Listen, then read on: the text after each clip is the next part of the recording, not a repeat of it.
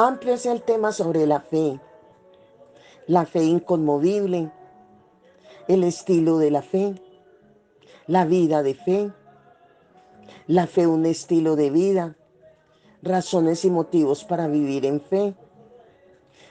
Y así sucesivamente podríamos hablar, que es un tema bastante amplio, donde se puede mirar desde todo punto de vista para completar una vida victoriosa en Cristo Jesús. Hebreos 11.1 dice, la fe es pues la certeza de lo que se espera, la convicción de lo que no se ve. Hay un tópico en el tema de la fe que tiene que ver con la fe y la esperanza. Cuando nosotros conceptualizamos de lo que es fe y lo que es esperanza, aún los conceptos, las características y sus valores no es lo mismo. O sea, un creyente que esté esperando por fe ya no es fe, porque por fe las cosas no se esperan. Eso de que yo pongo la mano sobre un enfermo y digo, Padre, en el nombre de Jesús, yo declaro sanidad sobre esta persona ahora mismo en el nombre de Jesús, ¿sí? Es donde pregunto, ¿usted cree que el Señor la sanó a la persona del cual tiene relación con aquella que está enferma? Aquí se podría dar una respuesta. O esta persona responderá, a eso espero. Esa respuesta no es fe. ¿Por qué? Porque es que la fe no tiene absolutamente nada que ver con la esperanza. Por la sencilla razón que la esperanza tiene que ver con el futuro y la fe te dice que las cosas son tuyas en el momento que se creen. Y la fe está fundamentada en cosas que Dios hizo, no en cosas que Dios va a hacer. Entonces, la fe es un lenguaje que la iglesia debe conocerlo, debe aprender a hablarlo, a vivirlo, a accionarlo, a caminarlo, para que por ende se puedan dar resultados positivos en la vida del creyente. El pasaje debería decir, es pues la fe la certeza de lo que veníamos esperando, no de lo que seguimos esperando. Y que cuando depositamos nuestra fe en promesas o bendiciones que están establecidas en la palabra, que es nuestro legado, nuestra herencia, entonces eso deja de ser esperanza porque ya es fe, es mío, es un título de propiedad que dicen que las cosas son mías. En Hebreos capítulo 11, los versículos del 1 al 6, hay una, en el versículo 6 dice, pero sin fe es imposible agradar a Dios. El vivir en fe no es una opción, no es una opción, es nuestra única opción, no hay más para escoger. El vivir en fe es un requisito indispensable, es decir, es necesario para usted poder alcanzar o ver la gloria de Dios y poder mantenerse firme ante los ataques más difíciles en la vida. Es muy importante la fe. Para agradar a Dios hay que tener fe. Si usted no vive en fe, no agrada a Dios. Cuando dice el versículo 11 del capítulo, el versículo 6, perdón, del capítulo 11 de Hebreos, dice, es necesario que el que se acerca a Dios crea que le hay y que es galardonador de los que le buscan en fe. Es importante enseñarle en forma precisa y concisa a un pueblo lo que es el lenguaje de la fe. No es subirse a un púlpito y decirle a un pueblo que vivan en fe. Y hay un principio que está establecido en la palabra, que te enseña que jamás y nunca debemos aplicar lo que no conocemos. Y nunca podemos conocer lo que no tenemos. O sea, lo importante de esto no es tener, sino conocer. Y lo importante no es conocer, sino aplicar. Mi pregunta es, ¿cómo puede un creyente vivir una vida o tener una vida en fe, caminar, accionar, hacer de la fe un estilo de vida si no conoce lo que es fe? Aunque tenga la fe como arma espiritual o como fruto del espíritu o como don espiritual, lo importante es conocer el término fe. Pero lamentablemente decirlo es que en nuestras congregaciones hay mucha presunción, positivismo, cibernética, yoga, ciencia cristiana. Tenemos mucho poder trascendental en la iglesia que se ha confundido y se ha infiltrado como si fuera fe. Por eso tenemos creyentes que murieron creyendo y que creían y nunca recibieron lo prometido, porque sencillamente Dios honra cuando tú entiendes lo que es el lenguaje de la fe y caminas en fe, cumpliendo con qué, con los principios de ella. No es que tú vivas una vida supuestamente en fe, creyendo que eso es lo que estás haciendo y cuando vas al punto de vista teológico te darás cuenta que no tiene nada que ver en cuanto a la fe se refiere. Por eso es necesario que podamos conocer, y es aquí la importancia de tener maestros y pastores que le dediquen tiempo al ministerio, que dejen de gerenciar y que entienda que son llamados a perfeccionar a los santos mediante los 5 ministerios. El único agente que Dios tiene para perfeccionar a los santos es mediante el mismo Espíritu Santo, pero el Espíritu tiene 3 canales que son la palabra, los dones ministeriales y los dones espirituales. Así que como ministros tenemos la responsabilidad delante de Dios y delante de los feligreses. Jesús le dijo a Nicodemo, de lo que conocemos hablamos y de lo que sabemos testificamos. Alguien dijo, el aprender cuesta, pero la ignorancia se paga caro.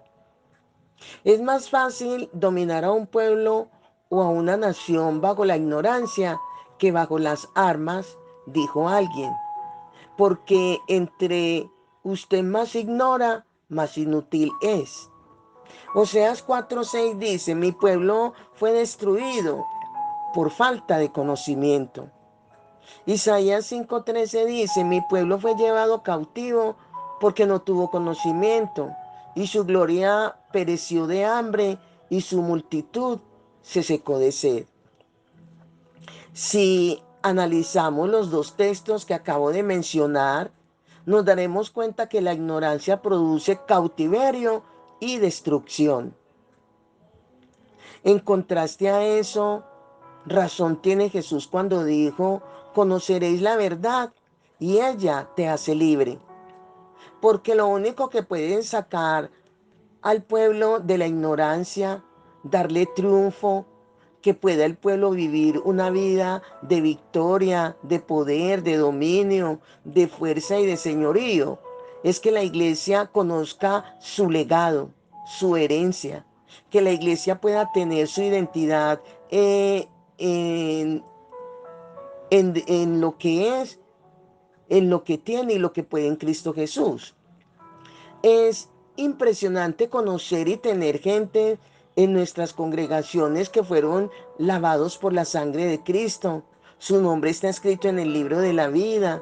Sus hijos son hijos de Dios y no tienen una identidad porque no saben quiénes son, qué tienen y qué pueden en Cristo Jesús.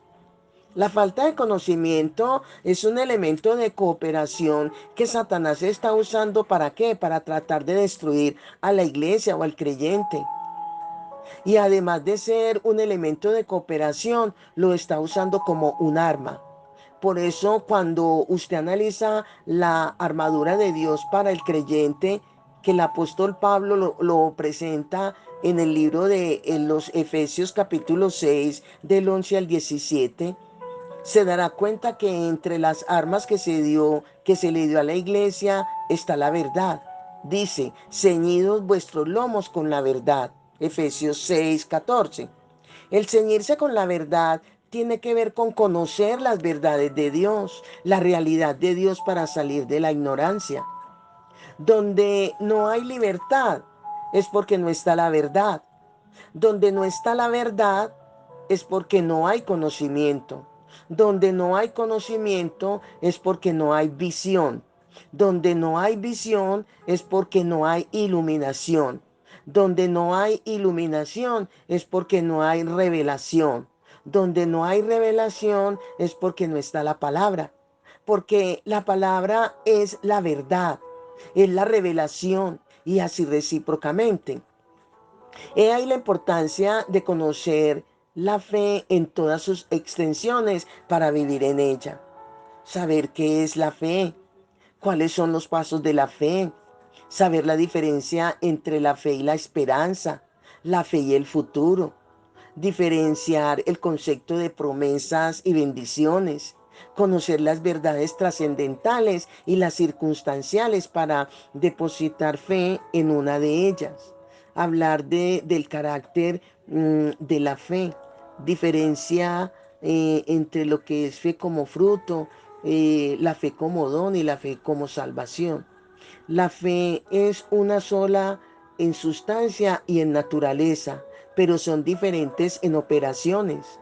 Una cosa es ver la fe para salvación en operación y otra cosa es ver la fe como fruto en la manifestación del don de la naturaleza de Dios en cada creyente, producto del nuevo nacimiento. Y otra cosa es ver la fe como don espiritual, del carisma de Dios en nosotros manifestado, pero en naturaleza son las mismas. Por algo se te dio la fe como arma. Indiscutiblemente Dios sabe que van a llegar momentos, conflictos difíciles en la vida que solamente las puedes librar por la fe, donde tienes que tomar el arma de la fe. Ese escudo lo vas a tomar cuando tú sepas lo que es fe. Cuando el apóstol Pablo dice, vestidos de toda la armadura de Dios, en Efesios 6:11, cuando analizamos desde el punto de vista etimológico el término vestirse, no solamente tiene que ver con lo excesivo, sino también con lo cognoscitivo y aplicativo. O sea, ¿puede un creyente decir que tiene acceso a las armas? Claro que sí. Todos los creyentes tenemos acceso a ellas. Son nuestras, es nuestro arsenal. Es decir, Cristo muere, resucita y se sienta a la diestra del Padre. Y no nos deja desarmados. No, nos deja con toda la armadura. Pero puede usted decir que está vestido o vestida con toda la armadura de Dios para poder decir que está vestida con la armadura. O sea, para usted decir que está vestida con la armadura de Dios, ante todo debe conocer cada una de ellas. Y después de conocerlas, aplicarlas, vivirlas y accionarlas. En este caso, la iglesia está desarmada en el sentido que no conoce cada una de las armas. De manera que perdemos batallas sobre batallas, conflictos sobre conflictos, y de allí la vida en la que estamos, donde el evangelio que vivimos es somero. ¿Por qué? Porque la ignorancia es un elemento de cooperación, vuelvo a repetir, que Satanás usa como arma para tratar de destruir al creyente, a la iglesia, al que ignora las armas, al que desconoce ese esencial elemento para mantenerse libre de conflictos y batallas. Batallas ganadas, batallas aún mantenerse en victoria. Pero la verdad es un arma que Dios le dio a la iglesia para contrarrestar al diablo en esa área. En la ignorancia, de allí el tema de la fe. La ignorancia trae como resultado cautiverio y destrucción. O sea, repito, un 4:6 dice, mi pueblo fue destruido por falta de conocimiento. La verdad trae todo lo contrario, victoria. Jesús dijo en Juan 8:32, conoceréis la verdad y la verdad os hará libres. Jesús, autor y consumador de la fe, él todo lo hizo por fe. De Dios dependía el destino de Jesús. Todos todo se dio por fe, caminó en fe, todos los milagros se dieron en fe. Fue el autor el que le dio inicio y término, y de esta manera terminó todas las cosas por fe. Y nos hace un llamado a la iglesia a vivir en fe igualmente. Donde no hay libertad, vuelvo a repetir, no está la verdad. Donde no está la verdad, no hay conocimiento. Donde no hay conocimiento, no hay visión. Donde no hay visión, no hay iluminación. Donde no hay iluminación, no hay revelación. Donde no hay revelación, no está la palabra. ¿Cuáles son los motivos para vivir en fe? ¿Cuáles son las razones para vivir en fe? Primero, es un llamado de Dios, según Hebreos 12:1, que dice, por tanto, nosotros también teniendo en derredor nuestro tan grande nube de testigos, despojémonos de todo peso y del pecado que nos asedia y corramos con paciencia la carrera que tenemos por delante. Cuando tú analizas este pasaje, siempre nos enseñaron que los testigos que menciona el pasaje es el mundo que nos rodea y los ángeles que nos están viendo. Pero si analizamos bien el texto, el que escribe solamente está haciendo referencia como testigo a los hombres y mujeres que vivieron en fe. El que escribe no está visualizando como, nos está visualizando, perdón, como un gran estadio donde estamos corriendo una carrera de la fe. Pero en las gradas están sentados los hombres y mujeres nombrados en Hebreos capítulo 11 que ellos en este caso o nos están aplaudiendo y nos están dando testimonio que corramos la carrera de la fe, porque ellos la corrieron y a ellos les resultó. Es un llamado de Dios en vivir en fe. Así que no es una opción, no, es nuestra única opción, porque sin fe es imposible agradar a Dios. Lo importante no es creer, lo importante es mantenerse en fe, mantenerse caminando, creyendo que Dios no miente, creyendo que Dios es la verdad, creyendo que Dios nunca ha fallado ni fallará jamás, creyendo que el problema puede ser grande, la situación económica puede ser difícil, la enfermedad puede ser grande, el ataque puede ser grande, pero que más grande es Dios para resolver todos esos problemas. Si crees, verás mi gloria. Eso le dijo Jesús a Marta. Ese es el lenguaje de la fe. Vivir en fe es correr una carrera en contra de un viento fuerte. Vivir en fe no es fácil. No es fácil pensar en salud cuando el médico te dice que tienes 2 meses de vida. No es fácil vivir en contra de los sentidos, pero se puede porque de esta manera, si creemos, veremos su gloria. La Biblia registra que hubo gente que dejaron de alcanzar las promesas de Dios porque no añadieron a su fe paciencia. O sea, lo importante no es tener fe, lo importante es permanecer creyendo hasta que se manifieste el milagro. Vivir en fe es un llamado como cuando dice la Biblia, sed santo porque yo soy santo. De la misma forma que Dios te llama a ser santo, de esa misma forma te llama a vivir en fe. No tienes otra opción, es nuestro requisito necesario. Gracias a Dios por su misericordia, porque muchas de las cosas que hemos alcanzado no las hemos alcanzado por fe, sino que la hemos alcanzado por la misericordia de Dios, producto de la fe que otros tuvieron al orar por nosotros. Así le debemos dar gracias a Dios por las ancianas de la iglesia, porque Dios ha levantado un cuerpo de ancianas y ancianos de edad como intercesores Y gracias a Dios porque muchas veces no es por la fe que nosotros tenemos, sino por la fe que ellos depositan en la oración que hacen por nosotros. Que la misericordia de Dios se activa como producto de la fe que otros tuvieron al orar por nosotros. He ahí la importancia de conocer la fe en todas sus extensiones y puedas hacer de ella un estilo de vida. De la única manera que un creyente pueda vivir en fe o un hijo de Dios pueda vivir en fe y pasar a ser un creyente sin conocer la fe es que opere el don de fe por el Espíritu en una forma ocasional, circunstancial o fortuita.